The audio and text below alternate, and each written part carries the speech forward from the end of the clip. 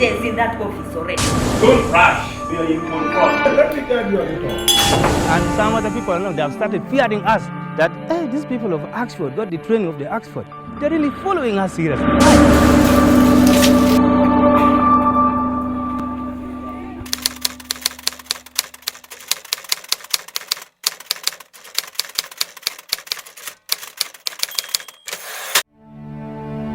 It's 9:30 a.m. at Kole District Headquarters. Councillors crisscrossing the compound as they plot for what is on the order paper. The district speaker, Fred Okula, rings the bell for the council members to convene.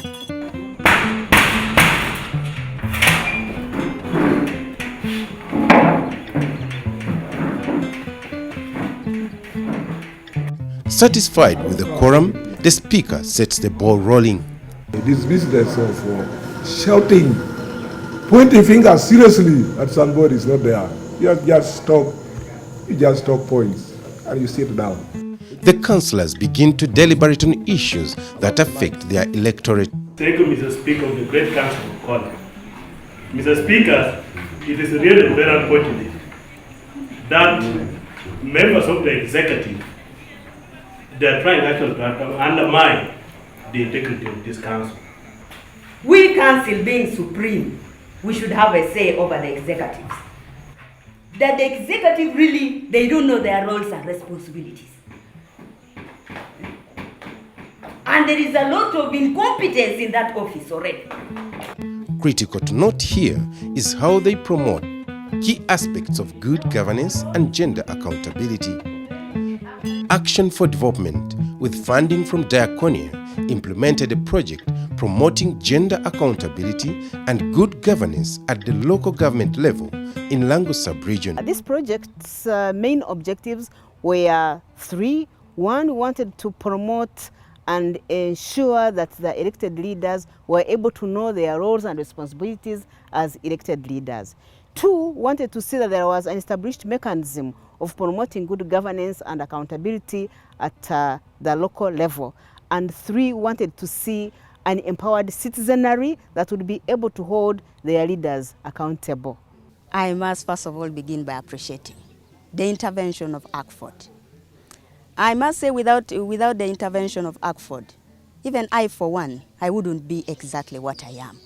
But I'm now very proud and I boldly speak about ACFODE and what it made me, the mentorship it gave me, that it has really elevated me from where I was to another level. ACFODE, in fact, it has mentored, it has built the self-confidence in me, and above all, it has really given me an open ground of accountability to my electorate. The district speaker, Fred Okulo, who is also a beneficiary of ACFODE training, says female councillors can now articulate issues even more than their male colleagues.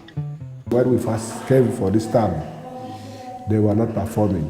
But immediately ACFODE came in, they started picking up very fast, and it made my work very easy. In the neighboring district of Oyam, the female councillors are also taking charge of the district affairs. Stella Anyango, a female councillor representing Oyam Town Council, believes the women are slowly taking a good share of leadership at the district as opposed to the past before ACFODE training. Our capacity has been built through that training, that we can now deliberate even better in council without shying down, saying that I'm just a mere woman, I cannot talk. Because of the ACFODE training, the councillors were capable of demanding for a properly constituted Public Accounts Committee and District Service Commission. In the board of District Service Commission, we had all the men as commissioners. But then when the training was conducted, members came back and realized that there was need to have a women representation. And as we talk now, we have one woman that is representing women in the district, Service Commission, as well as the district park. In Apac district, the women are also on the move. ACFODE has empowered women a lot, because as a training that we got from ACFODE, you find that in our council, these days we are happy because we know how to lobby as women in the council. Out of ACFODE's intervention, the local governments in the project area have started gender mainstreaming in their budgets. This targets women, persons with disabilities, and the youth. Yes, in budgeting, we are on the ground, right from the sub-county. We have women who are also members who have a hand in passing out this work plan and then the budget. If their issues are not captured, then they defer that budget or that work plan back. The civil society in the project area of Kole, Oyam, and Apac was fragmented with no frameworks for effective networking to share experiences and best practices. After several trainings and initiatives, the civil society actors have been empowered to play their role so that they can strengthen the voices of the poor, coordinate coalitions to advocate for gender accountability and good governance. ACFODE has built my capacity in the sense that they call us and they train us how to conduct civic education at the grassroots level.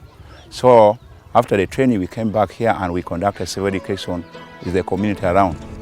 Rashid Awal, a civil society actor in Kole, says they have sensitized a number of people about human rights. After getting the empowerment from ACFODE, we were able to train the community on the basis of the gender-based violence, the good governance and accountability, gender and gender accountability, political pluralism representation, and human rights. Before our intervention, the citizens had a lot of apathy.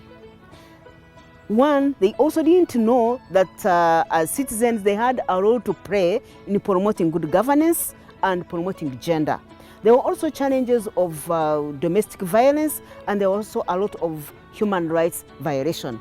But most important, they were also not aware of what they could do in case they had challenges with the service delivery at their community level. Gender-based violence is a humiliating act to the victims. In this part of the country, women are battered by their husbands. Betty is one of the women in Ariel sub-county in Kole district that has gone through this humiliation.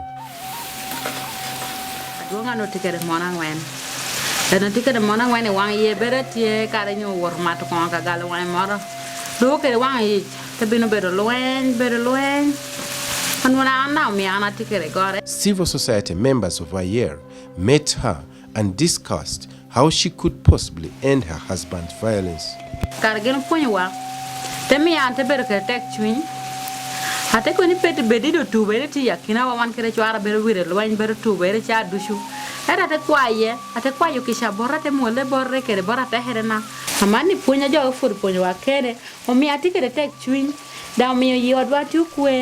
According to Rashid, because of ACFODE's intervention, the case of gender-based violence in Ariel sub-county has reduced drastically.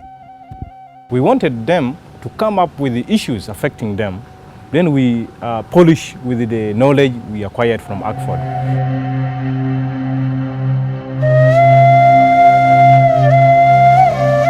ACFODE's empowerment of the civil society and eventually the communities at the local level has been critical in enhancing the capacities of local communities to hold those in leadership to account and claim for their rights for better services. As I talk, the citizens have been empowered. They are actually now championing change within their communities.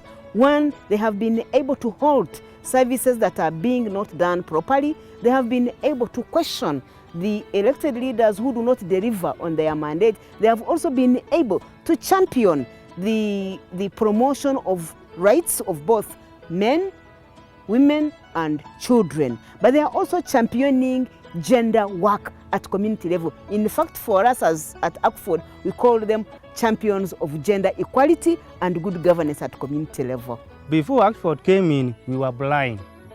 So when ACFODE came, it opened up our eyes. For example, when the contractor gets a contract of building schools, health centers, roads, we go and see to it that the first thing we ask the BOQ. When we ask for the BOQ, we said how much money you are going to build this road, how much money you are going to build this health center. And this should produce. But before the ACFODE, we were very green about the government project. But now we are doing it like that. And some other people now, they have started fearing us about this, that these people of ACFODE got the training of the ACFODE. They're really following us seriously. Why? So they had the knowledge now. This health center in Oyam district lacked staff to treat patients. The few who were available were rude and were absenting themselves frequently. The community members cried foul, and now the health center is running efficiently.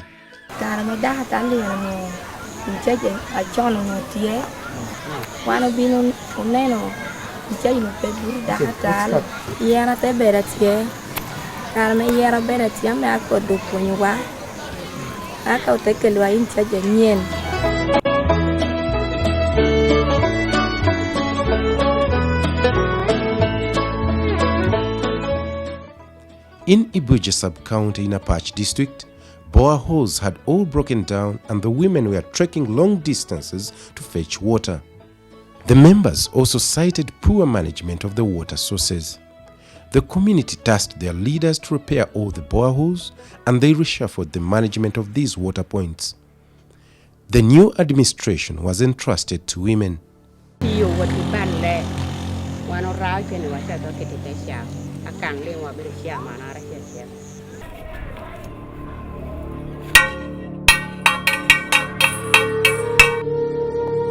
The eve of corruption and poor management had plagued the schools in Apac district. The School Management Committee of Boke Primary School misappropriated over 13 million shillings that the parents had collected as Parents and Teachers Association money to help in the running of the school. The one which was mismanaged was collected for about 5 years and no work was done with this money and the money was lost. I recovered only 500,000 out of 13 million. Yeah, now 12.5 is still in the air, and the headmaster himself, who is concerned, is now in the hospital. He is in Mulago, but we are still on his neck because he's the one who is concerned with our money. In Oyam district, parents of Anoto Child Primary School in Loro Sub-County passed an ordinance that pupils found going to gardens or to the market during class time, their parents would be charged a fee of 50,000 shillings. There was actually cases of absenteeism. They came up with a resolution that any parents who is caught actually going with a child, with his or her own child to the garden or taking the child to the market will be charged 50,000 shillings. The parents also urged their leaders that the head teacher of the school then be transferred from the school since he was perpetually absent. We used to have an head teacher who used to absent himself from the school compound to carry out his border activity. We wrote a letter to the office of the DO requesting him to give us a new head teacher, and probably he sent for us that head teacher, and is even now doing a commendable job. For this project to continue and sustain the gains that have already been made, the citizens have pledged that they will continue engaging with the local leaders. They have also promised and pledged that they will ensure that they use their power to ensure that they are not going to vote for those leaders that have not delivered on their mandate. The results that have been achieved within just 3 years are enough to show that much more can be obtained if we are given more support.